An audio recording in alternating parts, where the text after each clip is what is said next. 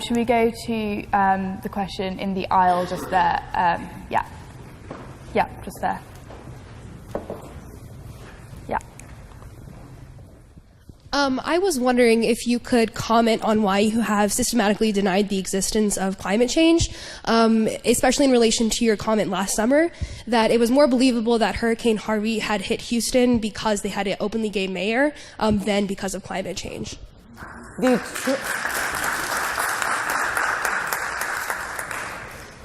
You know, I really am the original Trump, where you can't attack me unless you lie about what I said.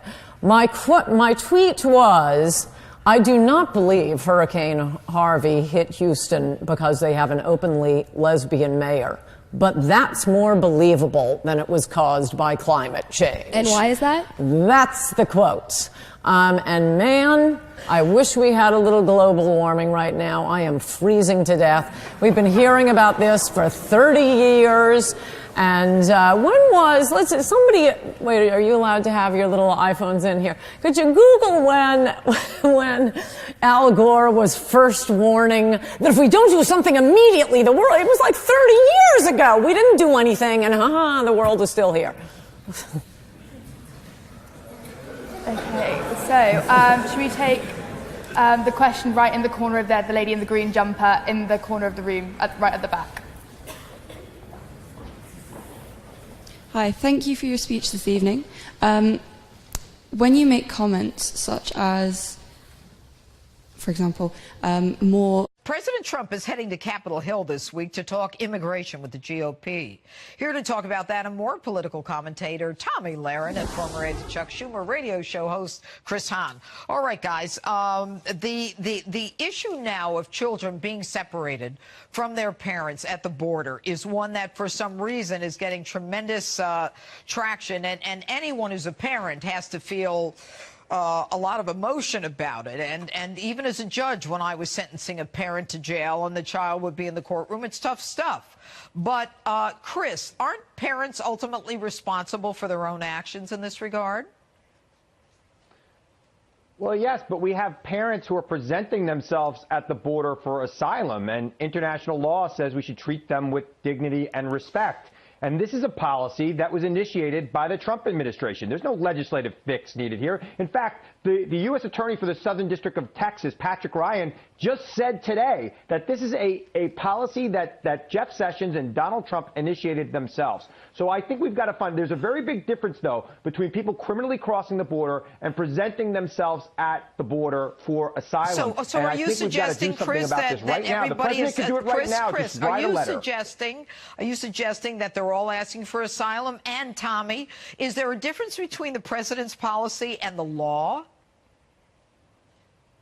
Well, the president has said he has a zero-tolerance policy for illegal immigration. Excuse me. This president has said he has a zero-tolerance policy for illegal immigration. Yes, as Americans, we feel for anybody that's crossing the border because we know this is the greatest nation on the face of the earth. However, this is a nation of laws. And so I say to those parents and to those children, if you do not want to be separated, do not cross the border illegally. Follow our laws, follow the process. That's the best way to ensure that your family stays together.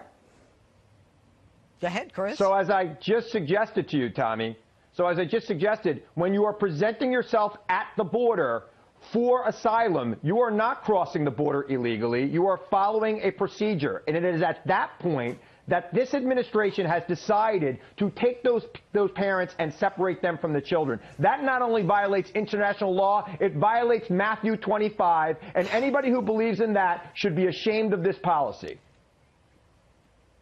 Chris, are you trying to tell me that every single person that's going to the border that's separated from their families, they're all seeking asylum? None of those are illegal immigrants that are trying to come into this country and then live within the shadows and take advantage of our American system? Okay, Chris, the question is very simple. All of these people are seeking asylum, really. Chris, you know as well as I and Tommy know, not all of them are seeking asylum. Come on, let's not kid each other. Now, for those who come across illegally, wait, let me finish the question. For those who are coming across illegally and not seeking asylum, some of whom have already been deported, who are bringing children, the law is the same as it was when Barack Obama was president and Bush was president. So the president has not changed anything. In fact, this president offered the Democrats the opportunity to keep the some of the DACA kids here, 1.8 million of them, and the Dems wouldn't go with it. You're just trying to make the president look bad. No, this is the president. No, the president is treating people who are sneaking under a fence the same as people who are coming to a door, Tommy. They're treating them the same, and that is not right. I want to ask you a question, Chris. This is very important because I know that you and many on your side of the aisle talk a lot about compassion, and I agree with you. We need to show compassion as a Christian. I believe in that as well. But where is the compassion for American citizens? Where is the compassion for legal immigrants living in this country that expect the rule of law to be followed and expect border security and border enforcement? Where's the compassion for those individuals? Does that not exist? Because President Trump is going to make sure it exists. That's why we elected him. Tommy, that you do unto the least of them, you do unto Christ. Oh, Chris. And we know what's happening at the border right now. Chris, we're talking about the law right now. It is an abomination. What's an abomination? Every time a judge sentences parents to jail, is that an abomination? Is that an abomination? They make a choice. Since when are people not responsible for their own actions and their own behavior? When do you bring children across a border illegally? They are presenting... Oh, don't give me this 100%. You know it, and I know it's not 100%, Chris. They are not criminals. They are not doing anything illegal. Are they breaking the law coming here? Chris, are they breaking the law coming here? Go ahead, Tommy. Let Tommy talk now. Chris, you can shout as many Bible verses as you want. I believe in the Bible as well. I believe in what you're saying about compassion. But the thing is this. You can't have a nation without a border. We need to make sure the borders are secure. I know you're going to keep telling me that all of these individuals that are crossing the border are seeking asylum, but we know that that is not true. We've got 11 to 20 million illegal immigrants living in this country, and those individuals are not seeking asylum. We have a problem at the border. This president has a zero-tolerance policy for it. So if the Democrats want to come to the table, that's fine. But here on out, this president has made it very clear. Don't come to this country and complain about the rule of law. Let me ask you a question. Let me ask you a question since you've asked me a few. Is it right when people are seeking asylum for them to be separated from their kids? Should the president stop that from happening right now? I believe first and foremost we need to make sure we have a secure border. And of course we need to deal with these individuals. We need to make sure we have a streamlined process. That also starts with a wall. That starts with border enforcement. We can figure out who's coming over here and why they're coming over here. Right now, we don't know. You know, guys, we don't know who's coming into our country, and that's a problem, Chris. When they show up at an official crossing and ask for asylum, should they be treated differently? Chris, you're like a broken record. We all know it's not all about asylum. Tommy Lahren, Chris Hahn, thanks so much for being with us. Well, spending millions of dollars fighting something called toxic masculinity in colleges somehow, remarkably, hasn't made this country much better, and yet some want to triple down on that idea. At the University of Wisconsin at Madison, one professor said we need specialized training against toxic masculinity beginning as early as kindergarten. Only when 6-year-olds are taught about, quote, intersectionality and the complexity of masculinity identities will we be truly free. Do you believe that? Kathy Aru is the founding publisher of Catalina Magazine. Of course, she's our liberal Sherpa, and she joins us tonight. Kathy, how do you think if you were to take a 5-year-old and talk about the intersectionality of masculine identity, how do you think the 5-year-old would respond? I think you would talk to the 5-year-old in ways that the 5-year-old could understand. So you would talk about courtesy, politeness, being equal to others, not being aggressive. Boys will be boys.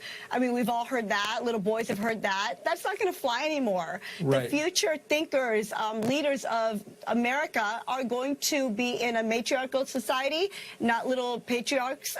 They're not going to be full of toxic masculinity. It's going to be more of a natural masculinity. So we'll have less crime, less violence. Yeah, it'll be a better place to live if little thinkers of tomorrow will be better people. Should we have less... So boys can't be boys, but girls can be girls? Yes, girls can be girls because girls are not the violent ones in our society. I mean, boys grow up to be men and they commit 3 times more violent crime than women. I mean, it's just a fact. So girls are doing it right. So girls are growing up right. Boys are not. Do you think, and you've lived in this world for a while now, the people who come up with ideas like this are literally the unhappiest people in the world? Wouldn't you say that's true? The fewest healthy relationships, the most damage relationships with their own fathers. Isn't this an outgrowth of their deep unhappiness as people? Well, there was a woman that wrote against DDT, the pesticide that was killing insects and pests, but also killing birds and bees. Rachel Carson, yes. Right. So, I mean, so was she unhappy because she didn't like that birds were no longer singing? Or was she saying that we had all these toxins? Yeah, they were helping the crops, but they were killing nature. So it's the same concept. Let's kill toxic masculinity. Let's kill this DDT in our boys. Yeah. DDT is a man-made chemical. Right. Testosterone is naturally occurring. Yes, but so testosterone why would should it be lead to bad? murder Because it's natural. It's testosterone isn't equal to toxic masculinity. That's what we're saying. Let's teach boys to not be DDT. Let's make them organic. Let's make them green. Let's make them more positive. Yeah. So. Okay, well, that's insane, but you put a happy face on it, and I appreciate that. Catherine, thank you. Okay, thanks.